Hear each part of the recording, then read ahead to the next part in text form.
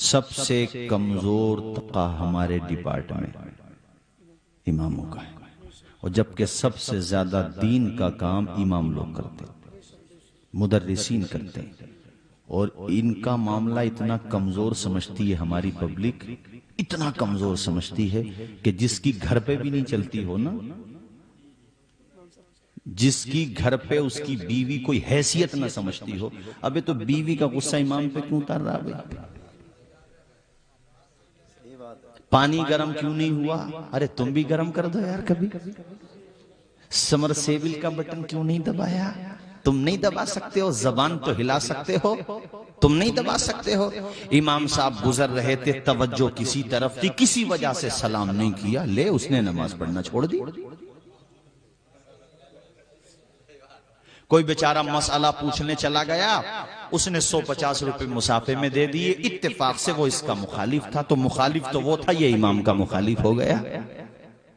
امام کا بیچارے کا نہ خاندان ہوتا جہاں امامت کرتا، وہ اگر دوسری بستی میں کرتا ہے تو نہ اس کا پریوار ہوتا، مقتدی ہی اس کا خاندان ہے، اس کا پریوار ہے، تم ہی اس کا خون چوسو گے تو تمہاری نمازوں کا کما حقہ ثواب کہاں سے ملے گا؟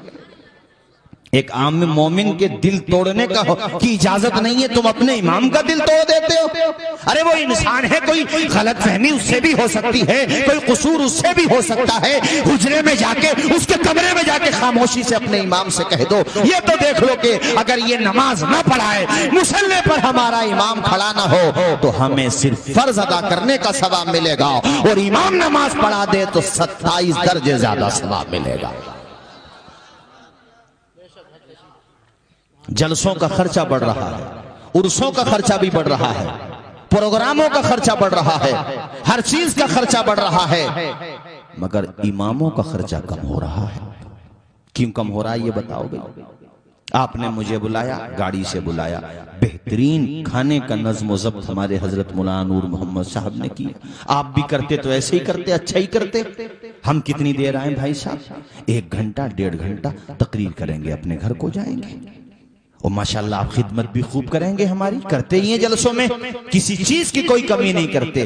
لیکن جو 24 گھنٹے تمہارے بیچ میں رہتا ہے، رات میں 3 بجے تمہارا بیٹا گھر پہ، اللہ نے بیٹا دیا، بیٹی دی، 3 بجے جا کے امام صاحب گھر پہ بچہ ہوا ہے، ذرا کان میں اذان دے دو۔ بیچارہ وہ سردیوں میں آ رہا ہے تمہارے بچے کے کان میں اذان دینے کے لیے۔ خدا کے بندو، اس کا مقام تو پہچانو۔ کسی کا انتقال ہو گیا، اس کے گھر پہ کوئی فنکشن ہے، مگر جنازہ پڑھانے کے لیے وہ آ رہا ہے، اس کے مقام کو پہچانو۔ 15 کونٹل غلہ دے کر کے، 20 کونٹل غلہ دے کے، یہ زیادہ 12-13 ہزار روپے تنخواہ دے کر تم امام کو غلام سمجھتے ہو۔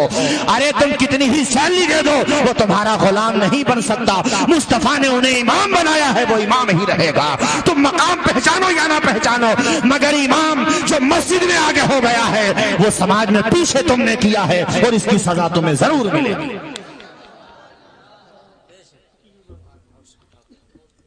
اور بستیوں میں بہت ساری دفعہ ایسا ہوتا ہے، امام صاحب چلے گئے، بھئی کوئی ریزن تھا، ان کا دل نہیں لگا، یا کسی سے کوئی بات ہوئی، انبن ہوئی، چلے گئے۔ اب وہ چلے گئے تو وہ تو چلے گئے، اب اس امام پہ تبصرے ہوں گے، اس امام کے بارے میں کافی دنوں تک ذکر ہوگا۔ ارے امام کے بارے میں ذکر، اب وہ چلا گیا اپنے گھر، اس سے محبت سے پیش آؤ، وہ تمہارا مومن بھائی ہے۔ اور ہاں، اب میں بات ایک طرفہ نہیں کروں گا، دونوں طرف کی بات کہوں گا۔ اور اماموں کو بھی بے پناہ محنت کرنا چاہیے، جو کہ کرتے بھی ہیں، اور اماموں کو بھی یہ مشورہ دیتا ہوں، اپنے نماز پڑھو، مسجد میں رہو، کہیں آنا جانا کرو ہی نہیں۔ جسے مسئلہ پوچھنا ہوگا وہ حجرے میں آئے گا تمہارے پاس، ورنہ کیا ہوتا ہے، آپ ایک جگہ گئے تو دوسرا ناراض ہو سکتا ہے۔ ہاں، کئی دفعہ ایسا ہوتا ہے کہ محبت میں بلا رہا ہے، کوئی چاہتا ہے امام صاحب آ کے میرے گھر پہ فاتحہ پڑھ دیں، تو پھر ایسا کرو، اس بات کا لحاظ رکھو کہ کہیں ایسا نہ ہو کہ دوسرا مخالف ہو، اس کو بھی تمہیں، یار امام بیچارہ کس کو مینیج کرے، وہ مینیج کرنے میں خود کا مینجمنٹ بگڑ جاتا اس کا بیچارے کا۔ اور تمہارے امام صاحب ماشاءاللہ، اللہ خوش رکھے، شاد و آباد رکھے۔ میں نے تو تقریروں میں ناظم صاحب لوگوں کو مشورہ دیا ہے کہ جب جمعے کی نماز پڑھنے جایا کرو تو جیب میں 50-100 روپے رکھ کے لے جایا کرو، اور جمعے کی نماز کے بعد اپنے امام سے مسافہ کرو، تو مسافے میں وہ نذرانہ ان کو، امام کو پیش کر دیا کرو. 10-20 مقتدی بھی اس طرح سے کریں گے تو امام کو یہ معاشی طور پہ کافی فائدہ ہو جائے گا اور تمہارا بھی کچھ زیادہ نہیں جائے گا. کبھی سوچو تو صحیح, تمہارے کانوں میں اذان دینے والا تمہارا امام تھا, تمہارے جنازے پڑھانے والا تمہارا امام تھا, تمہارے بچوں کو خدا کا نام سکھانے والا تمہارا امام تھا.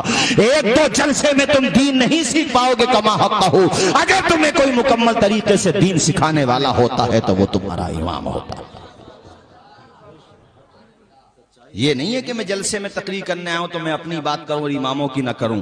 ہمارے جلسے بھی تو امام لوگ ہی کراتے ہیں, مدرس لوگ کراتے ہیں, اس لیے ہم نے اماموں کے بارے میں کہہ دیا ہے. ویسے تمہارے چہروں سے مجھے محسوس ہو رہا ہے کہ ماشاءاللہ تم اماموں سے محبت کرنے والے ہو. ذرا ایک مرتبہ امام کے نام پہ مچل کے بولو سبحان اللہ. کیا تم یہ نہیں چاہتے کہ تمہارے بچے بھی امام بنے؟ بولو چاہتے ہیں کہ نہیں؟ بولو چاہتے ہیں نا. میں تو یہ چاہتا ہوں کہ بھئی دیکھو, موت تو سب کو آنا ہے. اگر کاتب تقدیر نے تمہاری موت تمہاری اولاد کی موجودگی میں رکھی ہے تو اللہ کرے تمہاری اولاد اس قابل ہو جو جنازہ پڑھے نہیں صرف بلکہ پڑھائے, بلکہ آواز آئے, بلکہ دعا اس کی زیادہ قبول ہوتی ہے جس کے دل میں جتنا زیادہ درد ہوتا ہے, جتنی تڑپ ہوتی ہے. ایک باپ کے لیے جتنی تڑپ اولاد کے دل میں ہوگی وہ دوسرے کے دل میں شاید نہیں ہوگی, یا بھائی کے دل میں ہوگی, سگا بھائی ہے تو باپ کا جنازہ رکھا ہو اور بیٹا پڑھ رہا ہو اللہم رب اغفر لی حینا و میتنا و شاہدنا و غائبنا و صغیرنا و کبیرنا